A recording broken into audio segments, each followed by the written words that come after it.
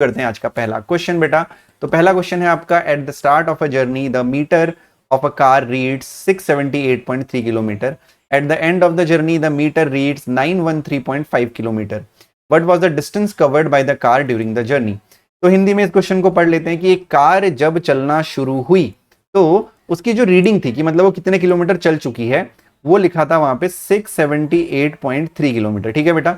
उसके बाद जब कार की जर्नी खत्म हो गई, कार चल गई, ठीक है, तो लिखा हुआ था 913.5 किलोमीटर लिखा हुआ था। ठीक है। What was the distance covered by the car during the journey. ठीक है। तो अब ये हो गया। अब हमें क्या करना है भाई, ये पहले थी, ये पहले थी, ये अब है, तो दोनों को माइनस कर दीजिए। 5 में से 3 गया 2। अब यहाँ पे कैरी लोगे 13 हो जाएगा, 8 और 5 13। ठीक है। यहाँ पे 10, 10 में से 7 गया आपका, ये बचेगा, ओ सॉरी सॉरी सॉरी, 8 5 13। यहाँ पे आपका 10 बचेगा, 10 में से 7 गया 3, और यहाँ पे आपका बचेगा 8, 8 में से 6 गया 2, यानी 235.2 किलोमीटर, यानी ऑप्शन नंबर डी आपका आंसर होगा। होपफुली क्वेश्चन समझ में आ गया होगा। बढ़ते हैं बेटा अगले क्वेश्चन की तरफ। तो जो हमारा अगला क्वेश्चन है वो है, a mop cost rupees 7250, a scooter cost rupees 3750 more, what is the total cost of the moped in scooter. Hindi में इस क्वेश्चन को समझ लेते हैं कि एक मॉप्ड मतलब चार, 4 व्हीलर इसको कहते हैं, जिसमें 4 पहिए होते हैं, कोई ऐसी गाड़ी, उसकी कीमत है 7250 रुपये। यार बड़ी सस्ती है यार, मैं भी ले लेता हूँ 10-15, है ना। ठीक है। तो उसकी कॉस्ट है 7250 रुपये। और जो स्कूटर है उसकी कॉस्ट है मॉप्ड की प्राइस से 3750 रुपये ज्यादा। तो आपको बताना है कि मॉप्ड और स्कूटर का टोटल प्राइस आपको बताना है। तो भाई मॉप्ड कितना है, मॉप्ड है 7250। ठीक है। और आपसे बोला गया है कि जो स्कूटर का प्राइस है वो है 3750 ज्यादा किसके, 7250। अच्छा मॉप्ड मतलब 4 व्हीलर नहीं होता क्या, कुछ और होता है क्या इतना ज्यादा। चलो हो सकता है। 0 5 और 5 10, 7 8 9 और 1 10, 7 और 3 10 और 1 11, है ना। यानी 11,000 रुपए आपका स्कूटर का प्राइस है। तो टोटल प्राइस आपको निकालना है, यानी 11,000 प्लस 7,250, यानी 18,250 आपका आंसर होगा। अगर ऐसे जोड़ने में दिक्कत हो रही है तो ऐसे भी आप जोड़ सकते हैं, 7,250 0 5 2 8 1, 18,250 ऑप्शन नंबर ए। ठीक है बेटा, क्लियर है ना, आसान क्वेश्चन है ना, बिल्कुल भी डिफिकल्ट नहीं है। बढ़ते हैं अगले प्रश्न की तरफ। तो जो अगला हमारा प्रश्न है वो है 15 minus 15 divided by 15 into 6 is equal to X. तो एक्स की वैल्यू आपको निकालनी है। यहाँ पे हम क्या लगाएंगे बेटा, BODMAS, बॉड मास। ठीक है, बॉड मास। तो बॉड मास हो गया आपका ये। तो बॉड मास के लिए सबसे पहले ब्रैकेट सॉल्व करते हैं बेटा, तो ब्रैकेट तो इसमें है नहीं। फिर ऑर्डर सॉल्व करते हैं, ब्रैकेट ऑर्डर है नहीं। सबसे पहले डिवीजन सॉल्व करें, तो डिवीजन का मतलब सबसे पहले 15 डिवाइड बाई 15 सॉल्व करेंगे। तो हम सभी को पता है कि 15 डिवाइड बाई 15 1 होता है, यानी 15 माइनस 1 इंटू 6। ठीक है। अब इसके बाद हम लोग सॉल्व करते हैं मल्टीप्लीकेशन। तो बेटा 1 इंटू 6 क्या होता है, 15 इंटू 1 इंटू 6 इज 6। तो 15 में से 6 गया आपका, बचा 9, यानी ऑप्शन नंबर सी आपका आंसर होगा। क्या होगा, ऑप्शन नंबर सी आपका आंसर होगा। अब देखो 4 मिनट हुए हैं, 4 मिनट में हमने 3 क्वेश्चन कर लिए, है ना। छोटी छोटी क्लासेस भी करेंगे हम लोग। अगला क्वेश्चन है, what is the smallest 5 digit number which can be found with the digit 409। आपके पास बेटा 4 डिजिट आपको दे रखे हैं, 4 0 और 9। ये 3 डिजिट आपको दे रखे हैं। इन 3 डिजिट से आपको स्मॉलेस्ट 5 डिजिट का नंबर बनाना है। ठीक है।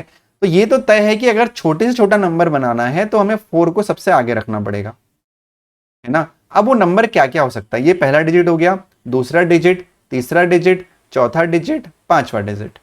ठीक है। तो अब लास्ट में अगर आप 9 रखोगे, देखो इसका तरीका है, आप लास्ट में 0 और 9, या तो यहाँ पे 0 आएगा, यहाँ पे 9 आएगा, और यहाँ पे 0 0 आ जाएगा। दूसरा नंबर क्या हो सकता है, 4 0 0 9 0 हो सकता है।